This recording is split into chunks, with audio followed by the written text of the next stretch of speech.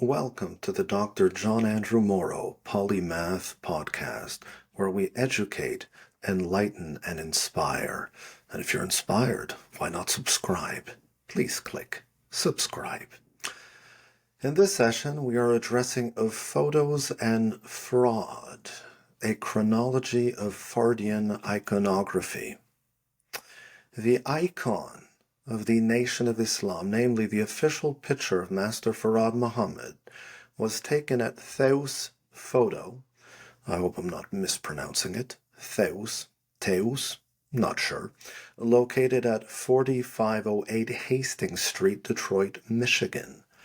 There's an audio Q&A of John Muhammad, the Supreme Minister, saying that Farad had the picture taken at a studio called Tessis, a mispronunciation of Theos, or Theos. Apparently we're both mispronouncing it, but hey. Norman Thrasher Muhammad, an interesting middle name, also stated that he personally received a picture of Master Farad Muhammad from the photographer Mr. Theos of Theos Photo Service, owned and operated by John James Theos, who was born in 1878. Theos Photo, whose advertisement stated that photographs live forever, was in the business of copying, enlarging, and restoring photographs. John J. Theos was basically the official photographer of the early Nation of Islam. W.D. Fard's hair is greased and parted in the early photos. His face seems very smooth. His mole is missing. Why? While it might come as a surprise, men wore hair and makeup for photos in the 1930s. Considering that W.D. Farad gave himself the name of a famous movie actor, Wallace Ford, 1898 to 1966, look him up, whose films he likely watched at the Globe Theater in Salem, Oregon, where he had a lucrative tamale stand, it's not improbable that W.D. Farad had his hair and makeup done in Hollywood fashion for the photo shoot. After all, he wanted to look absolutely divine. He may have overdone it. Some women find he looks feminine and resembles a eunuch. Here is the first photo. This is one of the oldest pictures of W.D. Farad.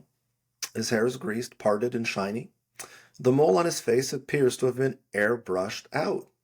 His skin has been softened. There's a pen in his pocket. The suit seems darker. The book is thin. The photo is cropped for an oval picture frame, as was popular at the time. Either he poses in front of a white background or the background was airbrushed white. This is a photograph and not a painting. However, it has been altered and airbrushed. Here is the second photo. Some people claim that it's the first photo and it's an original, but that flag there was added. That's been proven by digital forensic analysis of this photograph. This is an original photograph. The flag was an addition, so this photo has been edited. And this background here, some people thought it was a painting because it has brush strokes. That is actually airbrushed. W.D. Farad's hair is parted and greased. Light reflects upon his lustrous hair. The book is thicker. Notice how thick the book is now. His thumb is about 2 inches from the top of the book. There's a pen in his pocket. He might be posing behind a backdrop, or the background was airbrushed in the dark room. He's sitting on the stool. His skin has been smoothened. There's no doubt about that.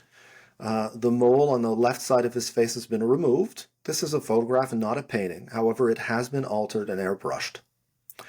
Here is the third photo, and the resolution is superior. The lighting is better. His hair is parted and greased.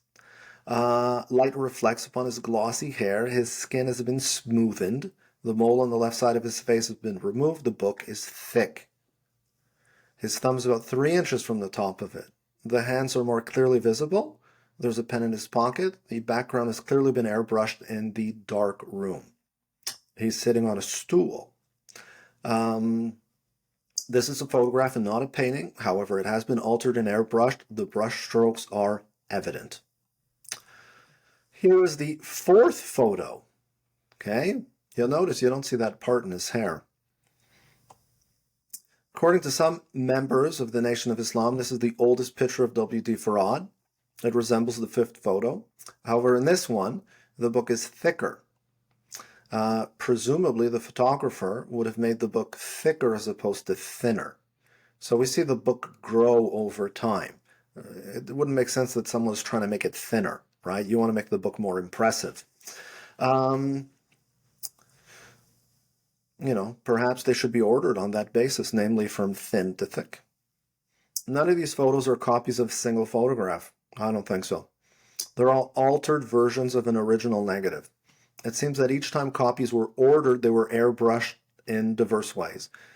And it's possible it was done each time without rhyme or reason. There's the fifth photo. There's no pen in his left pocket. Haha, bye-bye, it's disappeared. There's no part in his hair. He was given a full head of hair in the dark room. There are no products in his hair. It is dry, it's not greased. There's no reflection of light on his hair, as opposed to the other photos. His eyebrows are darker and thicker. His skin has been smoothened. The mole on his left side, on the left side of his face, has been removed. The hands are obscured. In the other photos, you can see his hands clearly. You can see his fingers. What's going on here? What's going on? The book is thin. His thumb reaches the top of it. Might be half an inch from the top. The background appears too lumpy to be a backdrop. It seems more likely that the texturing was created in the darkroom. Just like his hair has been colored in, so has his suit. Since the photo was darkened, one gets the impression he was standing. However, he was on a stool, and there are some photographs where you can clearly see that he was sitting. This is a photograph. It's not a painting, but it has been altered. It has been airbrushed. Just like people Photoshop pictures of themselves today, improving human appearance goes back to the dawn of art. When they painted portraits of people, artists went out of their way to idealize their subjects and make them look more attractive. They removed flaws of all kinds. With the advent of photography, this role was passed on to photographers. They worked wonders in the darkroom. They could change backgrounds, create halo effects and burn marks, and even alter and remove objects and people. Yes, you could do it in the 1930s, and even before that. Far from a modern invention, airbrushing goes back to the dawn of photography. Photo manipulation commenced shortly after photography was invented in the 1820s. Photographers would physically alter both negatives and prints, so both were being changed. They would retouch them with ink or paint. They would scratch or even burn them. With the invention of the atomizing airbrush by Charles Burdick in 1893, airbrushing became common practice. In fact, Soviet photographers used to airbrush people out of history. Since the official photographs of W.D. Farad have been airbrushed and altered, they are producing false negatives when they're compared to the untouched photographs of the same person, namely those of Wally D. Ford, Wallace Dodd Ford, and Wallace Farad.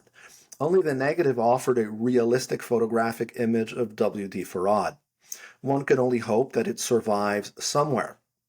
According to A.K. Aryan, who in reality is Carl Evans, Farad gave the original photo to Kalat as a token of their strong bond. All of the existing photographs that were made from it were airbrushed and altered. In fact, John James Theos specialized in such techniques. So clearly he was the one who altered the photos. Was it part of a plot? Was it at the behest of W.D. Farad or Elijah Muhammad? Were attempts made to alter his appearance so that the authorities could not track him down? That's not me, right? I'm not the guy. Or was it to make W.D. Farad look different from the man who appeared in mugshots and newspapers? Maybe, but not necessarily so. Perhaps the purpose was artistic or aesthetic or aspirational. It was standard practice for any photographer to improve the appearance of his subject. Hence, the photos were glamorized. The impact of even small alterations to the nose, chin, face, ears, head, or hair can produce problems when it comes to computer facial recognition.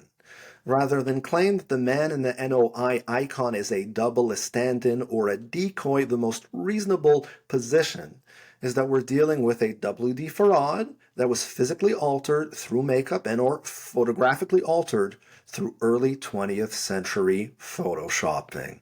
And that's it for now. See you next time.